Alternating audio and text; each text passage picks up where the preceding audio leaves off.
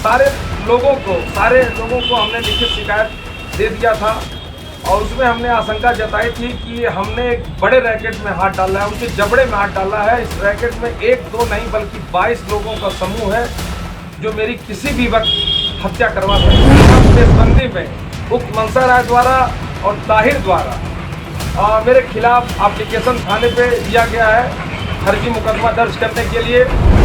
कल की एक ताज़ा घटना है जो मेरी आशंका है कि मेरी जान को खतरा है, उस आशंका को बल देते हुए कल की घटना के बारे में आपको बता देना चाह रहा हूं कि कल मैं अपने निजी काम से सामुदायिक स्वास्थ्य केंद्र बिलरियागंज गया था।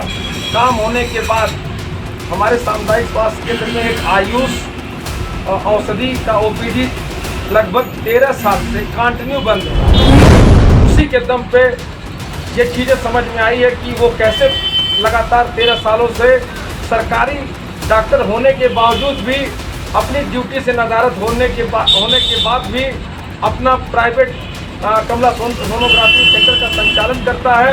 वो चीज़ें कल स्पष्ट हो गई और ये मुझको धमकी भी दिया है कि तुम्हारे जैसे बहुत आएंगे, उड़ जाओगे हवा में, पता नहीं चलेगा। तो मुझे आशंका है, जो आशंका पहले थी उस आशंका पर बल मिल गया है कि कभी भी ये जितने स्वास्थ्य माफिया हैं मेरे साथ कभी भी कोई अपनी घटना करवा सकते हैं। जैसा कि कल मेरे खिलाफ उसने भी तहरीर दिया है और मैंने भी उसके खिलाफ तहरीर दिया है। उसने ये हवाला दिया है अपने तहरीर में कि मैंने अभिलेखों को फाड़ा है। ये मेरी इकलौती बच्ची है आराध्या।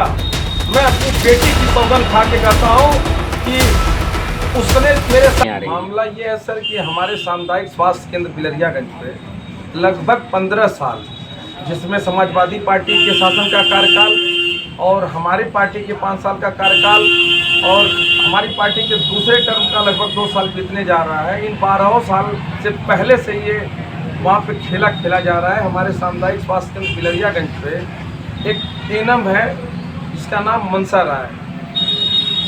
सारे समस्या का जड़ उक्त एनम मनसा राय है और जिसने नियम कायदों को धज्जियाँ उड़ाते हुए एक जनपद में, एक ब्लॉक में और एक ही सामुदायिक स्वास्थ्य केंद्र पे लगभग 15 वर्षों से कार्यरत है।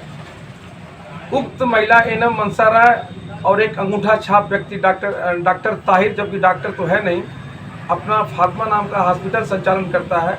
बल्कि उसका फातिमा नहीं, उसके अलावा भी 2 हॉस्पिटल का संचालन उसके द्वारा किया जा रहा है, एक अंगूठा छाप व्यक्ति द्वारा। उक्त मनसा राय और ताहिर के 60 गार्ड से ग्रामीण स्तर की महिलाएं और नगर की महिलाएं जो गर्भवती महिलाएं हैं, जब जाती हैं सामुदायिक स्वास्थ्य केंद्र पे तो उनको ये डर भय दिखा के उनको सीधे उस हॉस्पिटल में फातिमा में भेजा जाता है कि आपकी डिलीवरी सामान्य नहीं है। इसी को लेके हम लोग मुख्य चिकित्सा अधिकारी आजमगढ़ सहित वरिष्ठ पुलिस अधीक्षक आजमगढ़, जिलाधिकारी आजमगढ़, डीआईजी आजमगढ़ मंडल सहित शासन में माननीय मुख्यमंत्री जी सहित स्वास्थ्य मंत्री जी सहित सारे लोगों को हमने लिखित शिकायत दे दिया था और उसमें हमने आशंका जताई थी कि हमने एक बड़े रैकेट में हाथ डाला है, उनके जबड़े में हाथ डाला है। इस रैकेट में एक दो नहीं बल्कि 22 लोगों का समूह है जो मेरी किसी भी वक्त हत्या करवा सकते हैं। इसी के गुहार के लिए मैं वरिष्ठ पुलिस अधीक्षक अपने ज़िले के शानदार और तेज तर्रार जिला पुलिस अधीक्षक आजमगढ़ श्रीमान अनुराग आर जी से निवेदन करते हुए ये कहा था कि श्रीमान मेरी जान का खतरा है। तो उन्होंने मुझे आश्वासन दिया था कि आप जाइए, आपकी एप्लीकेशन पे जांच करवा के जो भी उचित कानूनी कार्रवाई बनेगी मैं कार्रवाई कराऊंगा। अभी तो मुझे आशंका थी कि मेरे साथ कुछ भी हो सकता है। अभी कल का एक ताज़ा प्रकरण है।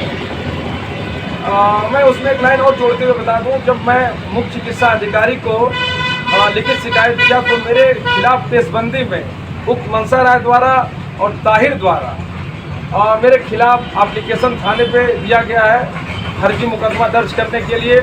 अभी कल की एक ताज़ा घटना है जो मेरी आशंका है कि मेरी जान को खतरा है, उस आशंका को बल देते हुए कल की घटना के बारे में आपको बता देना चाह रहा हूं कि कल मैं अपने निजी काम से सामुदायिक स्वास्थ्य केंद्र बिलरियागंज गया था। काम होने के बाद हमारे सामुदायिक स्वास्थ्य केंद्र में एक आयुष औषधि का ओपीडी लगभग 13 साल से कंटिन्यू बंद है।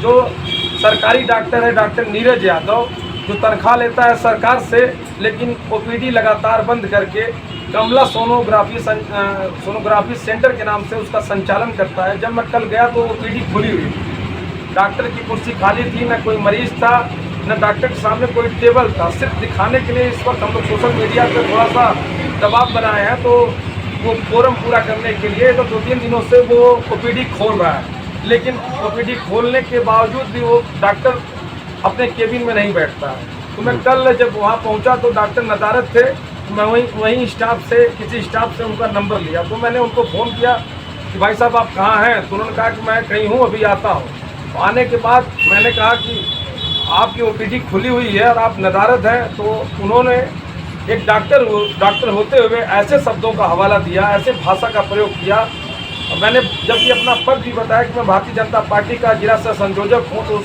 उन्होंने ये कहते हुए मुझे धमकी दिया कि तुम्हारे जैसे बहुत आए गए नेता कुछ मेरा उखाड़ नहीं पाए, तुम्हारी क्या हैसियत है। जैसा कि उसके कुछ चिंटू पिंटुओं के द्वारा मुझे जानकारी मिली है कि ये गाजीपुर का रहने वाला है और इस प्रदेश के सबसे बड़े माफिया मुख्तार अंसारी गैंग से इसका ताल्लुक है।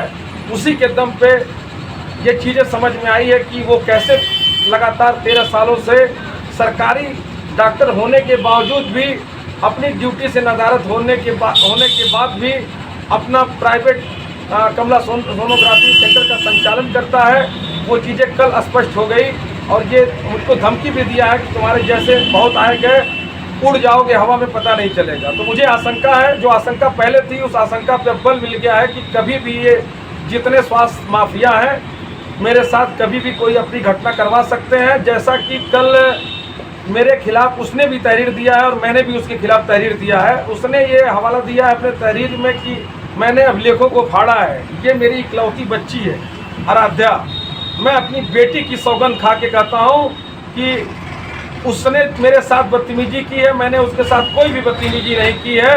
अपनी बेटी के साथ साथ यहीं 5 किलोमीटर दूर पे ब्रह्म स्थान जिनका कसम खाने के लिए लोगों का रोआ कांप जाता है, मैं ब्रह्म बाबा की सौगंध खा के कहता हूँ कि उस व्यक्ति ने मेरे साथ बदतमीजी की है। मैंने कोई न रजिस्टर से छेड़छाड़ की है, न कोई अभिलेखों से छेड़छाड़ की है। जो भी वार्तालाप हुई है गेट पर हुई है। हम लोग बीच में हम और रामकुमार भाई साहब मौके पे मौजूद नहीं थे। मैंने इनको फ़ोन करके बुलाया तो हम लोग गए चिकित्सा प्रभारी मरीज में व्यस्त थे। मैंने एक बार कहा डॉक्टर साहब मुझको 10 मिनट आप दे दीजिए, तो इन्होंने कहा नहीं रहने दीजिए, अभी डॉक्टर साहब बिजी है, जब खाली होते तो डॉक्टर साहब से बात किया जाएगा। तो उक्त व्यक्ति द्वारा मेरे खिलाफ झूठी शिकायत की गई है। मैं आपके चैनल के माध्यम से अपने प्रदेश के यशस्वी मुख्यमंत्री माननीय योगी आदित्यनाथ, जो न्याय के देवता माने जाते हैं, जो न्याय प्रिय मुख्यमंत्री हैं, जो लोकप्रिय मुख्यमंत्री हैं, मैं अपने प्रदेश के मुखिया माननीय योगी आदित्यनाथ महाराज जी से यह निवेदन करना चाहता हूं कि आप अपने स्तर से कहीं न कहीं आपका स्वास्थ्य विभाग आजमगढ़ के जो अधिकारी हैं वो भी कहीं न कहीं संलिप्त हैं इस मामले में। नहीं तो जिस व्यक्ति के खिलाफ आज वर्षों से शिकायत पे शिकायत होती जा रही है, जिस सामुदायिक स्वास्थ्य केंद्र पे उक्त मनसा राय के खिलाफ शिकायत पे शिकायत होती जा रही है, मनसा राय का पैसा लेते हुए वीडियो वायरल हुआ है, उसके बाद भी वो मनसा राय लगातार जनपद में 20 सालों से बनी हुई है। ये एक जांच का विषय है। मैं अपने मुख्यमंत्री जी से डायरेक्ट इन्वॉल्व करना चाहता हूं, अपने मुख्यमंत्री जी से, कि वो आजमगढ़ में सीएमओ सहित डिप्टी सीएमओ सहित पूरे स्वास्थ्य विभाग की जांच करके दूध का दूध और पानी का पानी करने की कृपा करें। मैं इन्हीं बातों के साथ अपनी बाड़ी को विराम देता हूं। बाकी अगर और कोई सवाल है तो बीजेपी की सरकार है और बीजेपी नेता के साथ ऐसा हो रहा है, ऐसे में सरकारी कर्मचारियों की क्या मंशा मानते हैं? बिल्कुल कहीं न कहीं उनका मन बढ़ा हुआ है। जब वो भारतीय जनता पार्टी के पदाधिकारियों के साथ ऐसा दुर्व्यवहार कर रहे हैं तो आप सोच ले सकते हैं कि आम जनता के साथ ये कैसा व्यवहार करते हैं। जबकि विगत में मैंने सुना था कि पत्रकार हैं, उनके साथ भी ये व्यक्ति बदतमीजी कर चुका है, गाली गलौज तक कर चुका है। आप सोच लीजिए कि आप लोग लोकतंत्र के चौथे स्तंभ हैं, मीडिया को लोकतंत्र का चौथा स्तंभ कहा जाता है।